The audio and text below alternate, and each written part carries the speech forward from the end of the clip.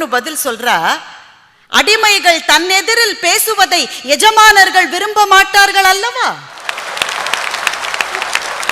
என்று யதுகிரி சொல்லுகிறார். பாரதி சொன்னா, பெண்கள் அடிமைகள் அல்ல யதுகிரி, ஆணோடு சேர்ந்து நிகராக வாழ வேண்டியவர்கள் பெண்கள். இதை பற்றி நான் ஒரு பாடல் செய்ய போகிறேன் என்று பாரதி சொல்லி யதுகிரி அம்மாள் எழுதுகிறார், மடை திறந்த வெள்ளம் போல பாரதி உடனேயே கவிதைகளை செய்தார் என்று.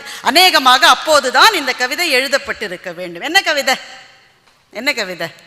ஆணும் பெண்ணும் நிகரென கொள்வதால் அறிவிலோங்கி இவ்வையம் தழைக்குமாம், பூடு நல்லறத்தோடு பெண்ணுரு போந்து நிற்பது தாய் சிவசக்தியாம், நானும் மச்சமும் நாய்கட்கு வேண்டுமாம், ஞான நல்லறம் வீர சுதந்திரம் பேணு நற்குடி பெண்ணின் குணங்களாம், நிமிர்ந்த நன்னடை நேர்கொண்ட பார்வையும் நிலத்தில் யாருக்கும் அஞ்சாத நெறிகளும் திமிர்ந்த ஞான செருக்கும் இருப்பதால் செம்மை மாதர் திரும்புவதில்லையாம், விலகி வீட்டிலோர் பொந்தில் வளர்வதை வீர பெண்கள் விரைவில் ஒழிப்பராம், சாத்திரங்கள் பல பல படிப்பராம், சௌரியங்கள் பல பல செய்வராம், மூத்த பொய்மைகள் யாவும் அழிப்பராம், மூடக்கட்டுகள் யாவும் தகர்ப்பராம், ஏத்தி ஆண் மக்கள் போற்றிட வாழ்வராம், இளைய நங்கையின் எண்ணங்கள் கேட்டீரோ என்று பாரதி எழுதுகிறார்.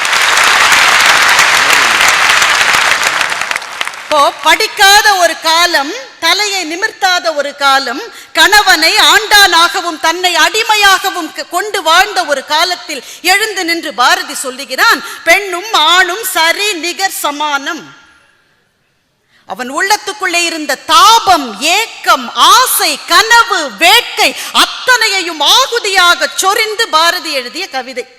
அதைத்தான் மீரா தலைப்பா கொடுத்துருக்காங்க. 100 வருஷம் ஆச்சுங்க இந்த கவிதை வந்து. பாரதி கனவு கண்டதெல்லாம் நனவாயிட்டுச்சுன்னு நினைச்சுக்கிட்டு, நனவாகாத மாதிரி இருக்குதே, என்னது இது, கொஞ்சம் கன்ஃபியூஷனாகவே இருக்கே அப்படின்னு டிவி போடுறேன், சேனல் அப்படி மாற்றிக்கிட்டே இருக்கேன். ஒரு விளம்பரம், ஒரு நடிகர், நல்ல அழகான நடிகர், ஒரு வீட்டு காலிங் பெல் அடித்து உள்ளே வராரு. எதுக்கு? டாய்லெட்டை எப்படி க்ளீன் பண்ணணும்னு அந்த வீட்டில் இருக்கிற பெண்ணுக்கு சொல்லி கொடுப்பது. நல்ல விஷயம், வேலை மெனக்கிட்டு வந்து சொல்லித்தராரு. எனக்கு என்ன புரியலன்னா, இதை ஏன் வீட்டில் இருக்கிற பெண்ணுக்கு மாத்திரம் சொல்லித்தராரு அவரு? டாய்லெட் கிளீன் பண்ணுவது அந்த வீட்டில் இருக்கிற பெண்ணினுடைய வேலை.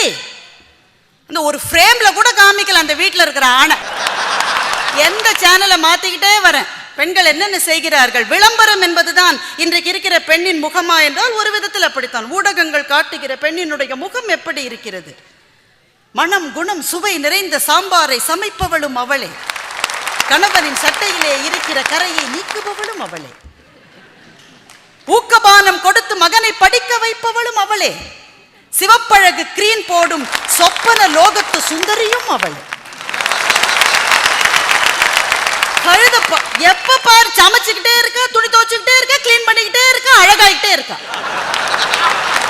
புத்திசாலித்தனமா ரொம்ப கிடைக்கல, ஏதோ அங்க ஒண்ணு இங்க ஒண்ணு இருக்கலாம்.